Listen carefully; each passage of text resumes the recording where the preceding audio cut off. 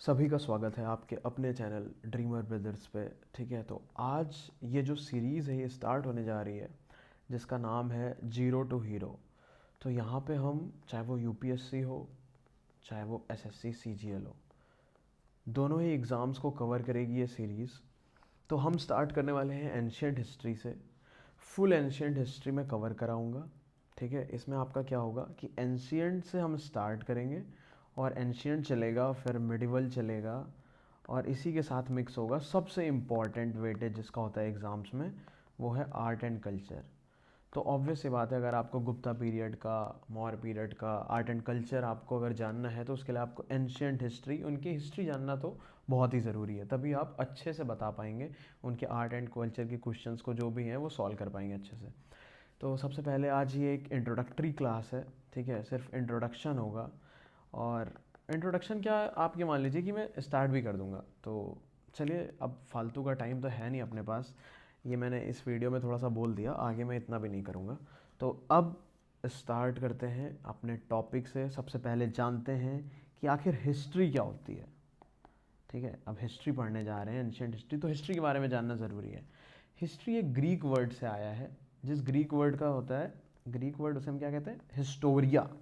Historia Greek word से आया है, जिसका मतलब होता है इन्वेस्टिगेट करना, पुरानी चीज़ों को जानना। अब जैसे आप जानते होंगे कि हिस्ट्री को हिंदी में क्या बोलते हैं हम, इतिहास। इतिहास मतलब इस तरह से होना या इस तरह से हुआ होगा पहले, तो उस बारे में जानना क्या होता है हिस्ट्री। अब हम बात करते हैं कि हिस्ट्री क्या क्या, हिस्ट्री हम किस किस तरह से हिस्ट्री को पढ़ेंगे, थोड़ा सा एक अप्रोच जान लें एंशियंट हिस्ट्री को कैसे कवर करने वाले हैं। तो देखिए, हिस्ट्री को हम बेसिकली 3 ब्लॉक्स में डिवाइड कर सकते हैं। 3 ब्लॉक्स किस तरह से हैं हिस्ट्री के। ठीक है, ये हो गई हमारी हिस्ट्री और ये हो गई हमारी प्री हिस्ट्री। अब आप कहेंगे कि हिस्ट्री और प्री हिस्ट्री में क्या डिफरेंस होता है। तो देखो, जो भी चीज़ें रिटन डॉक्यूमेंट में मौजूद हैं, भाई लिखा हुआ रखा है, हमने पढ़ लिया, उसे हम क्या कहते हैं, हिस्ट्री। जो रिटन तौर पे हमारे पास अवेलेबल है। और जो चीज़ लिखी ही नहीं गई है उसे हम कहते हैं प्री हिस्ट्री। तो अब आप कहेंगे कि आपने बीच वाला ब्लॉक किस लिए छोड़ रखा है। तो यहाँ पर आता है हमारा इंडस वैली सिविलाइजेशन। और इंडस वैली सिविलाइजेशन क्यों आता है, क्योंकि ये एक ऐसा टॉपिक, ऐसा फेज है जो लिखा तो हुआ है बट हम पढ़ नहीं सकते, हमें पढ़ना ही नहीं आता है। स्क्रिप्ट में तो है बट उस स्क्रिप्ट को हम डिकोड नहीं कर सकते, हमें पढ़ना नहीं आता है। तो इस ब्लॉक को हम क्या कहेंगे, ऐसी हिस्ट्री को हम क्या कहते हैं जो लिखी तो है बट हमें पढ़नी नहीं आती, उसे हम कहते हैं प्रोटो हिस्ट्री। तो ये है हमारी हिस्ट्री। अब हम बात करते हैं, देखिए मैं जो आपको पढ़ाने वाला हूँ वो एकदम ज़ीरो से होगा। तो आपको हो सकता है स्टार्टिंग की कुछ क्लासेस बोरिंग लगे, वैसे मैं बोरिंग लगने ही नहीं दूंगा, बट फिर भी अगर आपको लगे तो मैं उसके लिए बता दूं कि मैं पूरा स्टार्टिंग से लेके चलूँगा आपको, अफ्रीका से, जब से मैनकाइंड स्टार्ट हुआ, उसके बाद इवोल्यूशन पढ़ेंगे, उसके बाद हम आगे आएंगे, फिर धीमे धीमे हम हिस्ट्री पे इंटर कर जाएंगे। तो चलिए सबसे पहले हम स्टार्ट करते हैं। अब आपको स्क्रीन में कुछ दिख रहा होगा, ये मेरी फ़ोटो नहीं है, ऐसा नहीं सोचना है कि ये मेरी फ़ोटो है, ये मेरी फ़ोटो नहीं है। ये कौन है, ये है एप। तो सबसे पहले हम आपको एक हाइपोथेटिकल स्टोरी सुनाएंगे। हाइपोथेटिकल क्या है वो असली, बस मैं थोड़े फैक्ट्स को साइड रख के आपको बताऊंगा ताकि आपको एक अंडरस्टैंडिंग हो कि कैसे क्या इवोल्यूशन हुआ। जैसे सबसे पहले हम बात करते हैं कि हम लोग कहाँ से आए हुए हैं। हम लोग प्राइमेट्स से आए हुए हैं। अब प्राइमेट्स क्या होते हैं, ये है हमारे प्राइमेट्स, इन्हीं से हमारा कहीं इवोल्यूशन हुआ है। मैनकाइंड जो आई है वो इन्हीं से चल के आई है। अब मैं आपको इसके बारे में क्यों बता रहा हूँ, उसका रीज़न क्या है कि अफ्रीका कॉन्टिनेंट आप जानते होंगे, अफ्रीका को हम कहते हैं क्रैडल ऑफ मैनकाइंड। क्रैडल मतलब पालना, मैनकाइंड मानवता का पालना, वहाँ से ही ह्यूमंस का ओरिजिन एक तरह से हम कह सकते हैं कि हुआ है। अब किस तरह से हुआ है, मैं आपको एक कहानी सुनाता हूँ मज़ेदार सी, आप सुनिए। तो ये है हमारा अफ्रीका। ठीक है, ये है अफ्रीका। अब अफ्रीका थोड़ा सा कैसे डिवाइड है, ये एरिया इसका इक्वेटोरियल रेन फॉरेस्ट का रीजन है। ठीक है, ये रेन फॉरेस्ट का रीजन है, और इसके बाहर का ग्रासलैंड और उसके बाद डेजर्ट का रीजन है। ये आप अच्छे से मैप में भी देख सकते हैं। तो पहले हम एप रहे होंगे, अब हम एप रहे होंगे, गोरिल्ला टाइप प्राइमेट्स रहे होंगे, तो हम पहले तो 4 पैरों पे चलते होंगे। फिर क्या हुआ कि 4 पैरों पे चलते चलते जब हम यहाँ से बाहर आए तो ग्रासलैंड में बड़ी बड़ी घास होगी, तो हमें आगे का देखने के लिए हमने उठना स्टार्ट करा। मैं एक बेसिक अंडरस्टैंडिंग कहानी सुना रहा हूँ, मैं चाहूँ तो आपको प्रॉपर डेट और टाइमलाइन से बताना स्टार्ट करूँ, बट वो अभी आपके लिए बोरिंग हो जाएगा, पहले एक इंट्रोडक्शन तो हो जाए। तो हम ग्रासलैंड में गए, तो घास में हमें थोड़ा देखने के लिए उछलना पड़ा या ऊपर उठ के देखना पड़ा। तो ऊपर उठ के देखने से क्या आई, हम बाइब्ड हुए। बाइब्ड का मतलब क्या होता है, वैसे जानवर जो 2 पैरों पे चलते हैं, ठीक है, हम बाइब्ड हुए। उसके बाद हम यहाँ से चले आगे, कभी जंगल में आग लग गई होगी, और आग लग गई होगी तो हमें कुक्ड मीट मिला होगा, तो उससे हमें यह भी पता चला कि हाँ मीट भी खाया जा सकता है, नॉनवेज का कॉन्सेप्ट वहाँ से आया होगा, और मीट भी खाया जा सकता है। ये वाला कॉन्सेप्ट आने के बाद हमने हंटिंग स्टार्ट करी होगी, ठीक है, हमारे डेंटल स्ट्रक्चर में धीमे धीमे बदलाव हुआ, ठीक। उसके बाद क्या हुआ, हमारा मूवमेंट स्टार्ट हुआ। अब हमारा मूवमेंट क्यों स्टार्ट हुआ होगा क्योंकि हम थे अफ्रीका में पहले। तो भाई यहाँ पे रहने में हम कब तक यहाँ रहेंगे, एक टाइम ऐसा आएगा जब यहाँ के फ्रूट्स, यहाँ का खाना, यहाँ का पानी, शेल्टर तो चलो नहीं, हम घूमते ही रहते थे, बट फूड के लिए एक तरफ एक ऐसा टाइम आएगा जब फ्रूट्स या फूड ये सब ख़त्म हो जाएगा, ठीक है, जो भी हम खाना खा रहे हैं। तो उसकी तलाश में हम इधर उधर जाना स्टार्ट किया हमने, यहाँ गए, यहाँ गए, यहाँ गए, यहाँ गए, क्योंकि हमारी क्रैनियल कैपेसिटी भी बढ़ चुकी है, बुद्धिमत्ता बढ़ चुकी है, तो हम इधर उधर जा रहे हैं। इससे क्या हुआ, कुछ लोग यहाँ नदी किनारे, नाइल नदी आप जानते होंगे, यहाँ पे नाइल रिवर बहती है, उसके किनारे किनारे जाना स्टार्ट हुए। यहाँ से मिडल ईस्ट में इंटर किए, फिर एशिया में इंटर किए, फिर इंडिया में इंटर कर गए। कुछ लोग वापस भी आ रहे होंगे, एक्सचेंज ऑफ नॉलेज भी हुआ होगा। और आप, एक बहुत इंपॉर्टेंट चीज़ है जिसे हम कहते हैं स्टोन, उसकी खोज कैसे हुई होगी या कैसे हम जाने होंगे। अब जैसे मान लो आपको वुल्फ डॉग ने दौड़ा लिया। अब या तो हम पेड़ पे चढ़ जाएं, कभी हम पेड़ पे चढ़ गए होंगे बचने के लिए, कभी हम कहीं और भाग गए होंगे, और कभी क्या हुआ होगा कि कुछ चीज़ पड़ी होगी तो हमने उठा के फेंक के मार दी होगी। अब जैसे कोई स्टोन पड़ा था, हमने उठा के फेंक के मार दिया वाइल्ड डॉग के, तो उस टाइम से हमें क्या पता चला कि हाँ स्टोन एक बहुत ही इंपॉर्टेंट चीज़ है। और स्टोन भी कौन सा स्टोन, क्वार्ट्जाइट, मजबूत पत्थर हमारे लिए स्ट्रॉन्ग है।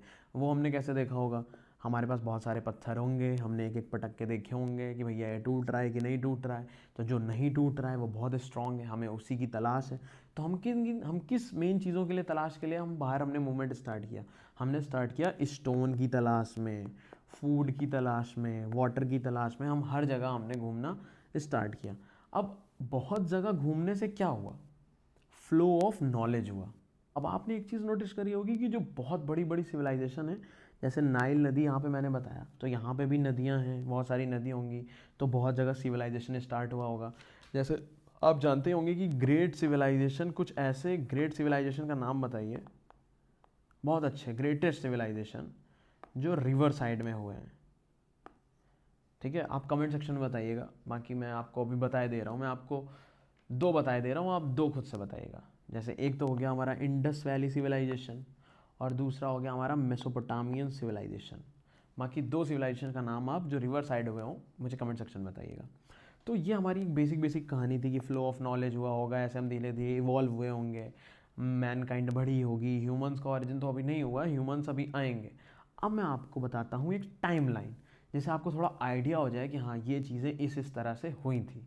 अब हम बात करते हैं एक टाइमलाइन की। तो देखिए, फॉर्मेशन ऑफ अर्थ, हम जिस अर्थ में रहते हैं उसकी फॉर्मेशन हुई है यही अप्रॉक्स 4600 मिलियन ईयर्स एगो, ठीक है। उसके बाद क्या हुआ, उसके बाद धीमे धीमे हमारा एटमॉस्फेयर क्या हुआ, ठंडा हुआ, कूल डाउन हुआ। यूनिसेलुलर ऑर्गेनिज्म तो चलो थे ही, ठीक है। उसके बाद और क्या क्या हुआ, कूलिंग डाउन जैसे ही जैसे हुआ, तो 540 मिलियन ईयर्स एगो के आसपास हमारे धरती पे क्या एग्जिस्ट करने लगी, लाइफ, ठीक है, 540 मिलियन ईयर्स एगो। अब लाइफ में क्या, सबसे पहले इन्वर्टेब्रेट्स आए, फिर फिशेज आई, फिर एम्फीबियंस आए, फिर और तरह के जितने भी ऑर्गेनिज्म हैं वो धीमे धीमे आए। उसके बाद बात करते हैं एक पड़ाव आया जो था 66 मिलियन ईयर्स एगो। ठीक है, ये सिर्फ मैं आपको एक बेसिक आउटलाइन दे रहा हूँ ताकि आपको थोड़ा आइडिया मिल जाए। यहाँ पे क्या हुआ, हिमालयाज़ का फॉर्मेशन हुआ 66 मिलियन ईयर्स एगो के आसपास। ठीक है, उसके बाद अब बात करते हैं एक एरा आया सेंजोइक एरा। ठीक है, अब ये एरा इंपॉर्टेंट है, सेंजोइक एरा। इसमें डिविजन्स भी हुए जैसे कि प्लीस्टोसीन, हैलोसीन, वो मैं बता दूंगा कैसे हैलोसीन और प्लीस्टोसीन क्या चीज़ें हैं, अभी आपको उतना दिमाग लगाने की जरूरत नहीं है, मैं आपको पूरा समझा दूंगा। अब बात करते हैं फिर यहाँ पे क्या हुआ, 2.6 मिलियन ईयर्स एगो के आसपास ह्यूमंस आए। 2.6 क्या, आप मोटा मोटा तौर पे इतना याद रख लीजिए कि 2 मिलियन साल पहले की बात ही है हम लोग के एग्जिस्टेंस की। हम लोग कोई बहुत पुराने नहीं है कि यहाँ पे आप सोच रहे हो कि 540 मिलियन ईयर्स में लाइफ आ गई तो हम तभी आ गए, नहीं, 2.6 मिलियन ईयर्स एगो की सिर्फ बात है। अब बात करते हैं, और ये आपका क्या बोलते हैं 250 मिलियन ईयर्स के आसपास आपका जुरासिक एरा, ये डायनासोर वगैरह भी इसी में आके निपट गए थे। ठीक, अब हम बात करते हैं हमारे लिए क्या इंपॉर्टेंट है। हमारे लिए पिछले इतने साल इंपॉर्टेंट है क्योंकि हिस्ट्री तो इतने में ही हुई होगी, यहाँ से यहाँ तक क्या ही है, कितना ही हमारे लिए इंपॉर्टेंट क्या है, यहाँ से यहाँ तक वाली हिस्ट्री। ठीक, तो अब हम बात करते हैं सेंजोइक एरा, और सेंजोइक एरा में प्लीस्टोसीन होलोसीन होता क्या है। सेंजोइक एरा में प्लीस्टोसीन और होलोसीन क्या है, तो ये एक टाइम पीरियड है। देखिए 2.6 मिलियन ईयर्स एगो से लेकर यही कोई 10,000 से 12,000 BC के आसपास का टाइम हमारा आता है प्लीस्टोसीन में। ठीक है, और इसके बाद का, यहाँ से बाद का टाइम अभी का ये आता है होलोसीन में। अब देखिए, अब आप सोच रहे होंगे प्लीस्टोसीन मैंने ब्लू से क्यों लिखा है और होलोसीन मैंने ऑरेंज से क्यों लिखा है। इसके पीछे भी एक रीज़न है, ऐसा नहीं कि मुझे पसंद है ये कलर इस वजह से, क्योंकि प्लीस्टोसीन को ही हम कहते हैं आइस एज। जो आप मूवी देखते हैं ना बढ़िया बढ़िया आइस एज वाली, वो प्लीस्टोसीन है। यहाँ पे क्या था, टेम्परेचर बहुत ही ज़्यादा लो था, ये बहुत ही प्लीस्टोसीन टफ टाइम था ह्यूमंस के लिए, क्योंकि टेम्परेचर बहुत ज़्यादा क्या था, कम था। और उसके बाद हम बात करते हैं 10,000 12,000 BC से इधर का, तो वापस से क्लाइमेट चेंज हुआ, थोड़ा वार्म क्लाइमेट हुआ, तो ये आया हमारा होलोसीन। अब देखिए, अब क्या होगा, यहाँ पे तो टफ टाइम ह्यूमंस का था, लेकिन अब ह्यूमन ने धीमे धीमे आइस एज में जब रहना सीख लिया तो भैया क्लाइमेट ही चेंज हो गया। उसके बाद क्या आ गया, नया फ्लोरा, नया फौना, अलग तरह के प्लांट्स, अलग तरह के एनिमल्स, अलग तरह की वैरायटीज़। तो हमें भी धीमे धीमे क्या हुआ, इवॉल्व होना पड़ा, मैनकाइंड को भी धीमे धीमे इवॉल्व होना पड़ा।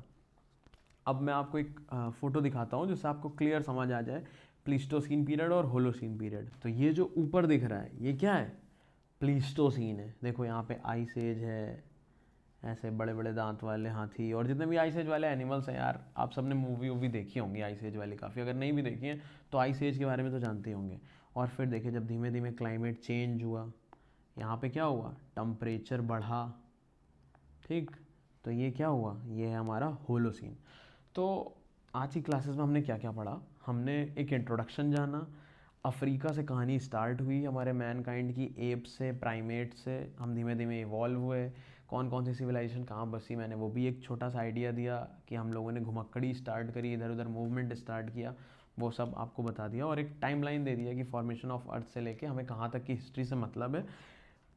प्रीस्टोसीन और होलोसीन भी हमने क्लियर कर लिया। और जैसे प्री हिस्ट्री के जो सोर्सेज हैं, आप सोचते होंगे कि जैसे हिस्ट्री के तो भाई मैंने बता दिए कि रिटन डॉक्यूमेंट होता है उससे हम पढ़ लेते हैं, बट प्री हिस्ट्री जो थी उसका क्या सोर्सेज था, उसके सोर्सेज थे जैसे आर्कियोलॉजी हो गई, एक्सकेवेशन हो गया, फॉसिल्स, कार्बन डेटिंग, ठीक है, डीएनए और टूल्स, मतलब जो भी पुराने टूल्स मिले हुए हैं स्टोन के।